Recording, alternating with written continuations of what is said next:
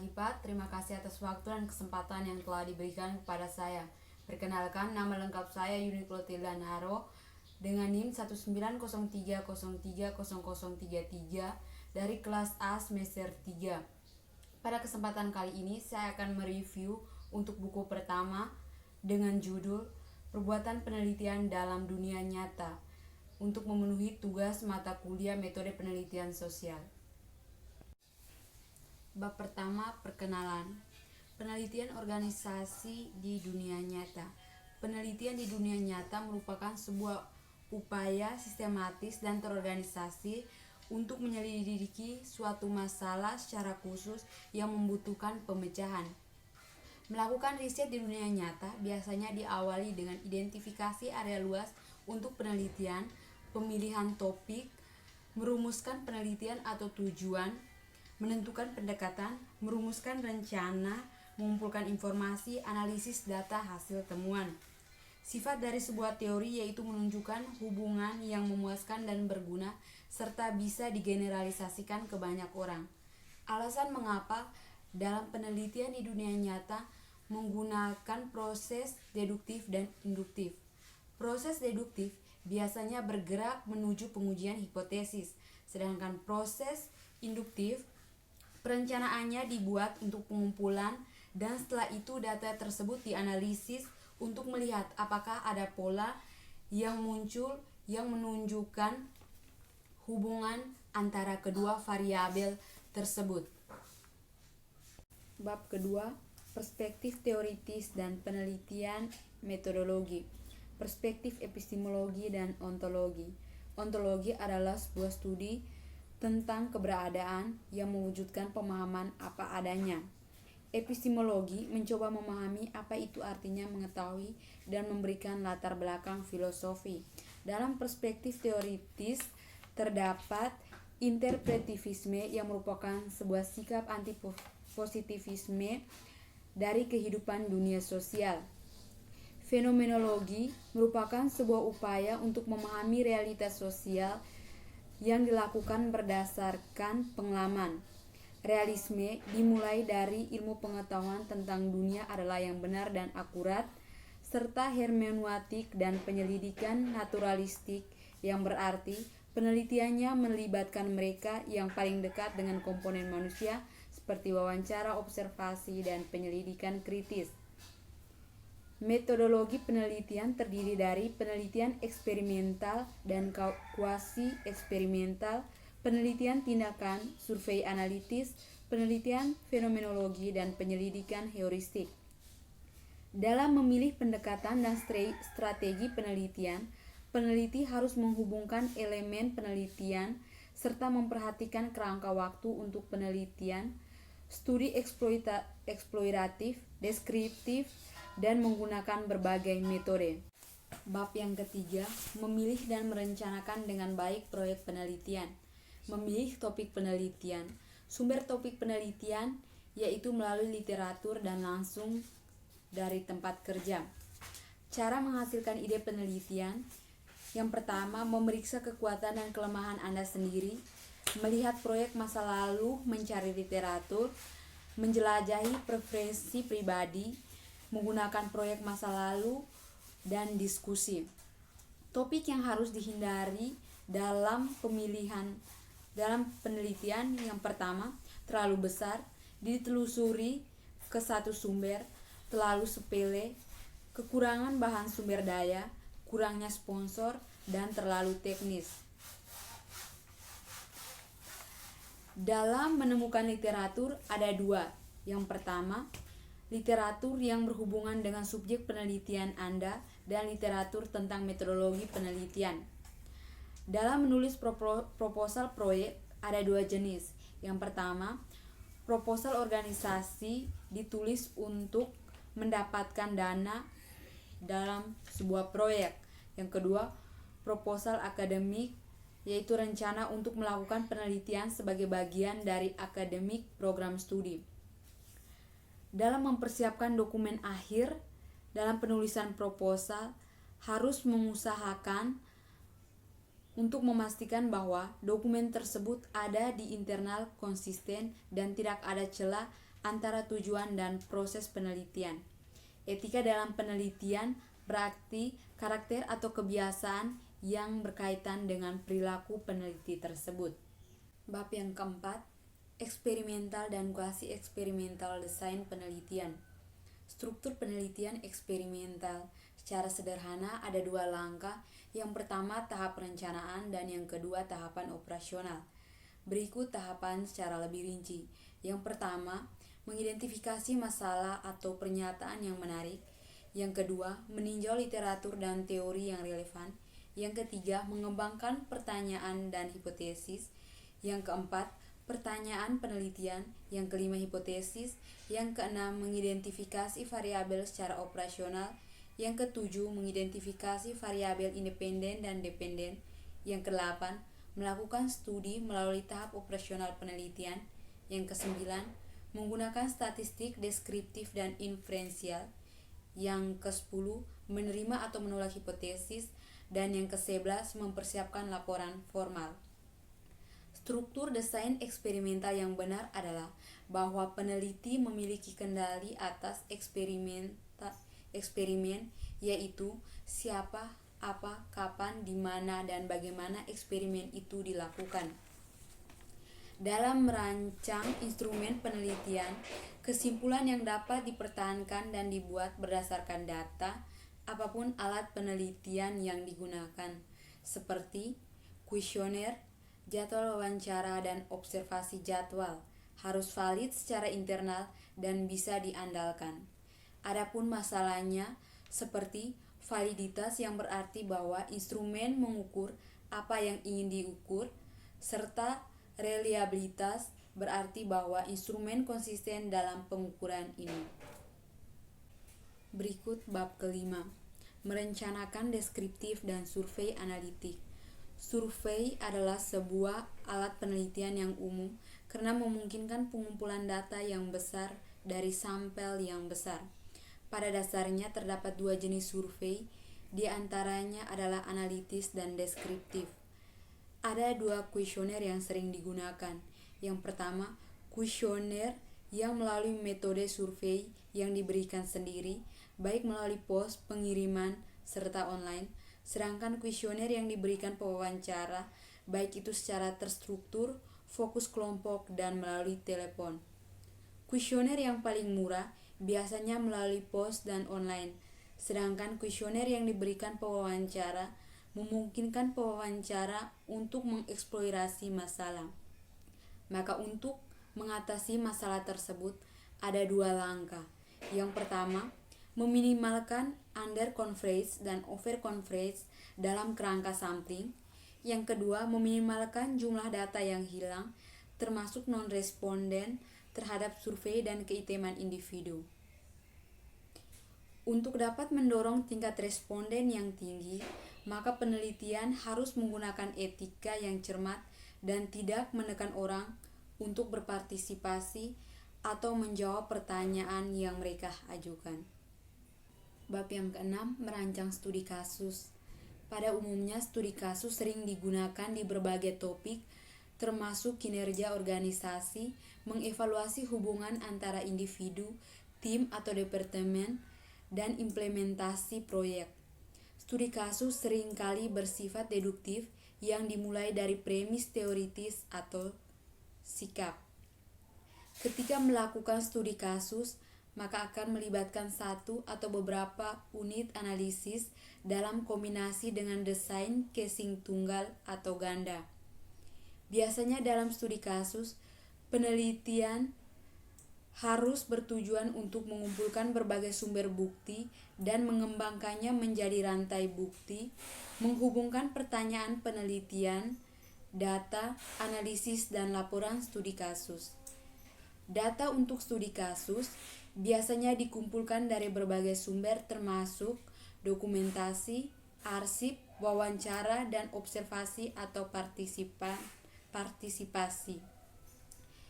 Validitas dalam studi kasus diperkuat dengan pencocokan pola, penjelasan bangunan, dan analisis deret waktu. Tidak hanya sampai di situ, keandalan juga diperkuat dengan banyak replikasi dari kasus yang serupa. Bab yang ketujuh, merancang evaluasi. Dalam merancang evaluasi biasanya melibatkan pengumpulan data secara sistematis tentang karakteristik produk, kebijakan layanan.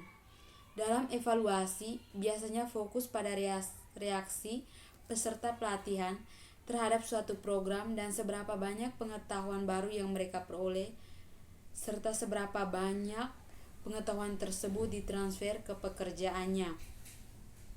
Dalam pengumpulan data biasanya meliputi kuesioner, tes penilaian berupa kerangka penting, hasil evaluasi dari apa yang benar-benar dipelajari peserta pembelajaran, dan dokumentasi secara kritis. Prinsip validitas, reliabilitas, dan objektivitas berlaku juga untuk evaluasi dari banyak aspek penelitian lainnya.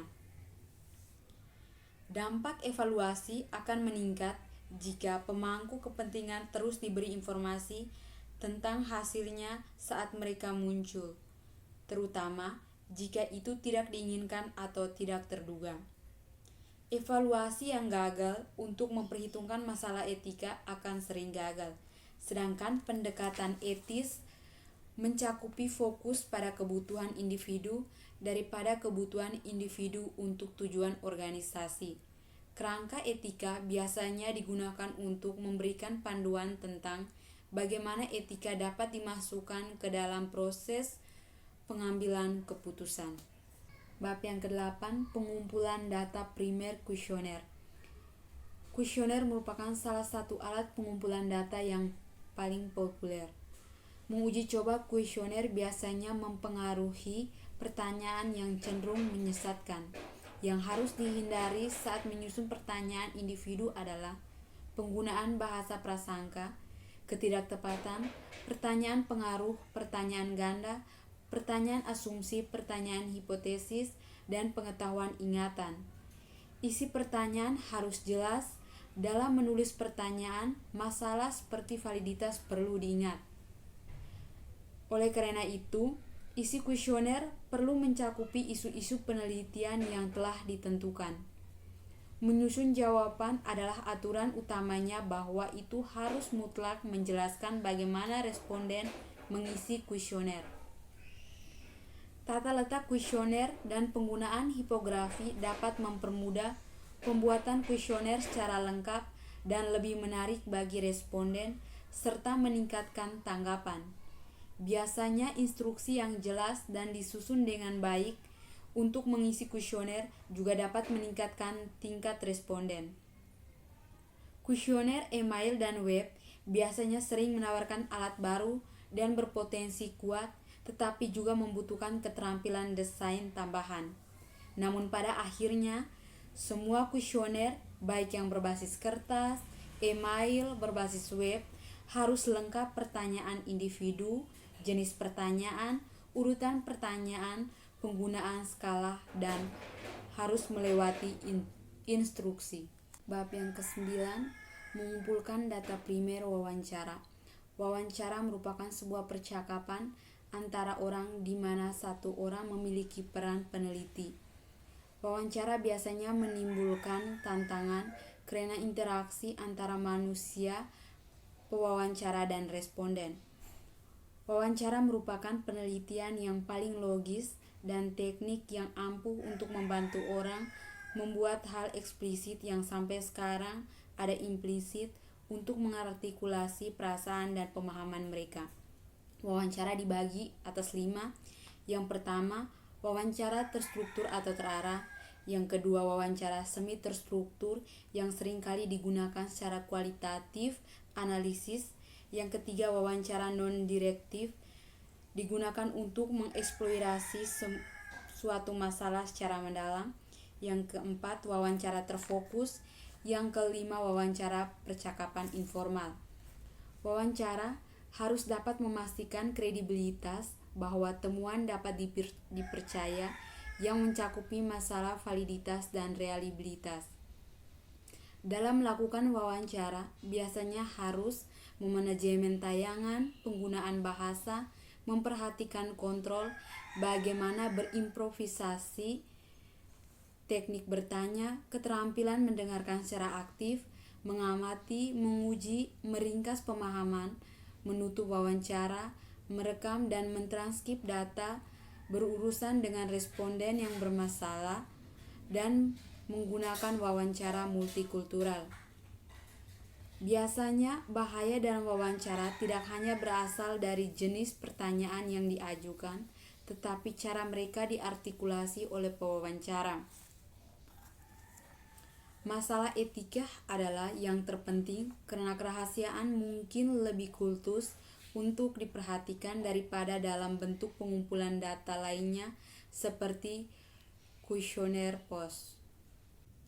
Bab 10. Pengumpulan data primer pengamatan.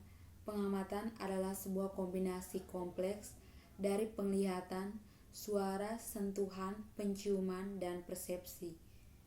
Penafsiran makna adalah salah satu manfaat, tetapi juga berpotensi menjadi kelemahan dari metode observasi. Pendekatan untuk observasi biasanya melibatkan tampilan sistematis, analisis, dan interpretasi dari perilaku mereka. Pengamatan partisipasi sebagian besar bersifat kualitatif dan menekankan arti yang diberikan orang untuk tindakan mereka, sedangkan observasi terstruktur bersifat kuantitatif dan berfokus pada frekuensi masing-masing penelitian. Pengamatan terbuka adalah tempat mereka menyadari bahwa pengamatan itu ada berlangsung. Sebaliknya, pengamatan terselubung adalah saat mereka tidak menyadarinya. Pengamatan partisipan adalah metode penelitian yang paling dekat untuk menghasilkan data melalui pengamatan dan mendengarkan orang yang ada di lingkungan mereka. Sedangkan non-partisipan tidak menghasilkan data melalui pengamatan dan pendengaran secara langsung dalam lingkungan alam mereka. Seorang praktis peneliti adalah seseorang yang sering melakukan penelitian dalam dan sering atas nama organisasi mereka. Etika dalam studi observasi muncul terutama di mana observasi rahasia yang digunakan peneliti sebaiknya memanfaatkan kode etik yang dibuat oleh pihak terkait badan profesional jika kode tersebut ada. Bab 11. Mengumpulkan data primer tindakan tidak mencolok. Tindakan yang tidak mengganggu serta melibatkan penggunaan sumber non-reaktif seperti fotografi, video, rekaman gambar serta suara, dan sekarang yaitu internet. Salah satu keuntungan menggunakan catatan yang tidak mencolok adalah bahwa catatan itu menangani orang mati karena data mereka tidak menimbulkan risiko yang dihadapi oleh banyak metode penelitian. Biasanya, tindakan yang tidak mengganggu membawa serta masalah yang melekat dalam dokumen dan bertahan secara selektif dan tidak lengkap. Ruang lingkup untuk penelitian menggunakan tindakan yang tidak mengganggu dengan kecepatan yang tinggi.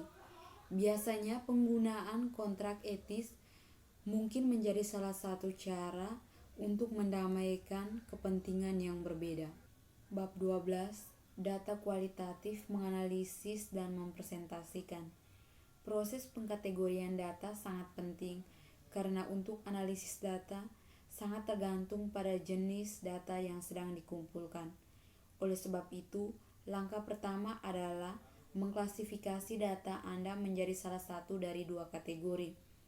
Data kategori tidak dapat dihitung secara numerik, tetapi ditetapkan ke dalam set atau kategori atau diberi peringkat dalam beberapa cara.